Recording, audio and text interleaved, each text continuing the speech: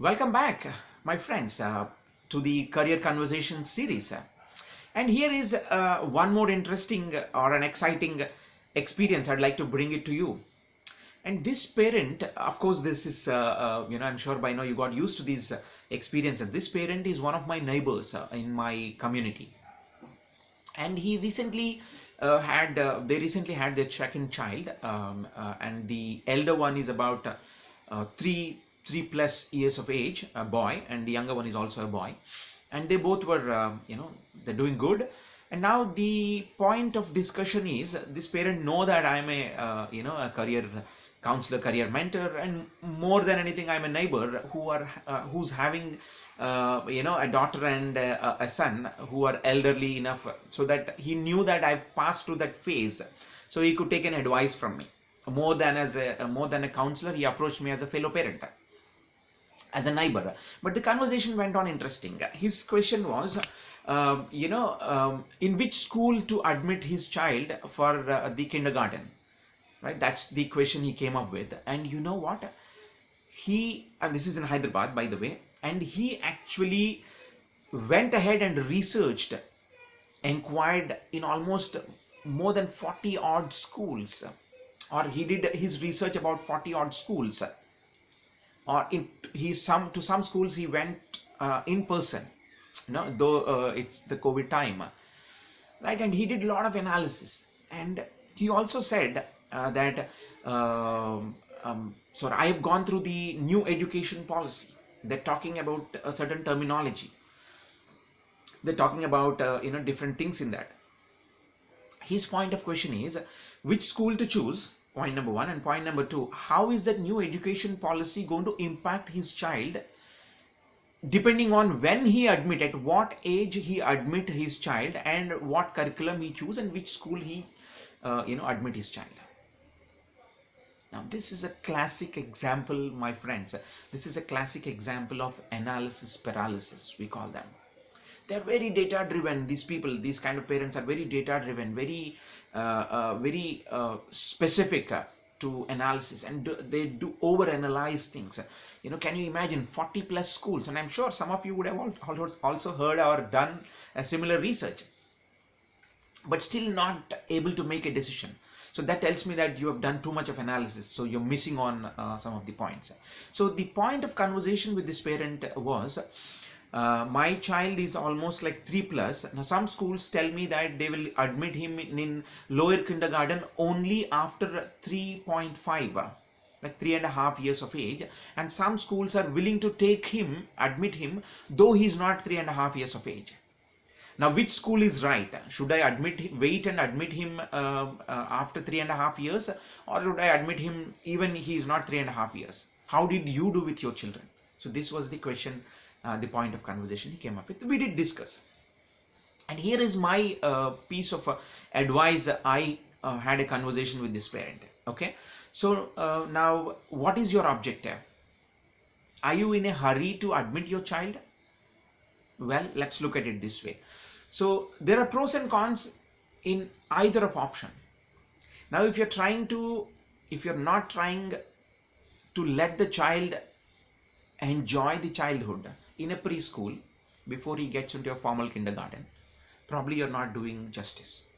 Now, if you're thinking that if you wait for one more year and admit it the next year, you may think that you're missing something because you missed out a year. Probably that might have a not so good consequence in future.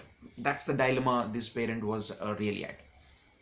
So I tried and explained him how it should be looked at. So there are some schools, you're right, there's some schools who will give you admission though the child is not 3.5 years of age. There are some schools who will not give you admission until the child turns 3.5 years of age. Now you can choose either one, the decision is up to you. But look at it this way. You are actually letting the child enjoy the childhood, helping the child grow through the sensory acquisition, more than getting into the bookish, as you get into the school. I'm not saying, the kindergarten, all schools does the same way, bookish, curriculum, but sensory acquisition is very important. You all understand this. Up until 4 to 5 years of age, the children acquire a lot of things through sensory, by touching, feeling and experiencing it, more than by reading and writing, right? So it is very important we should let our children experience it. Okay, so that's the advantage by postponing it to the next academic year.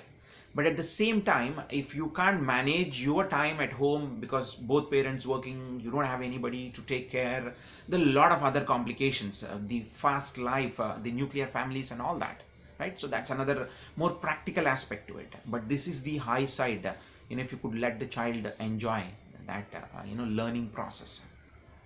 Now you will have another advantage.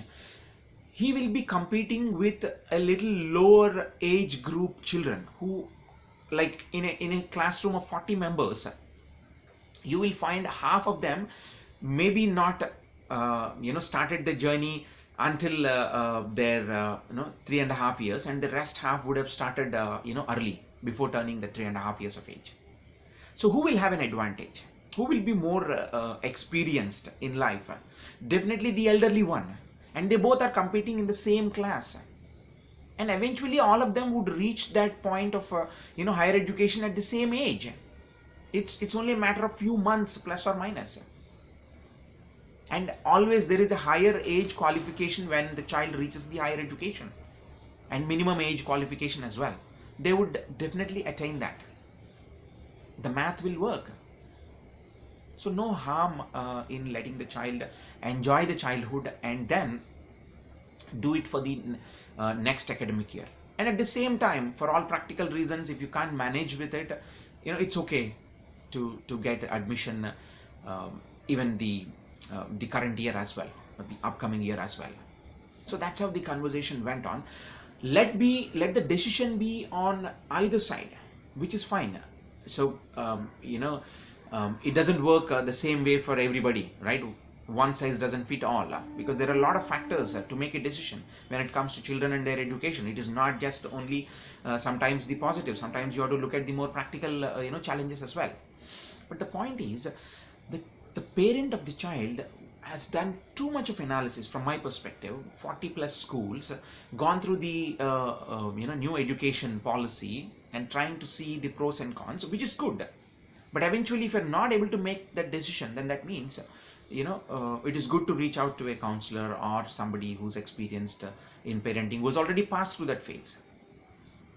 So my friends, here too much of analysis will overshadow your decision making. So that's not so good always, but analysis to a certain extent is good. So I call this as an analysis parent, too much of an analysis by the parent. And I'm sure you would also resonate, you come across with your fellow parents or your as a counselor, your clients with similar experience, and I'm sure this would add value to the conversations. And thank you so much for watching, and we'll see you in the next video. Do take care until then. Thank you.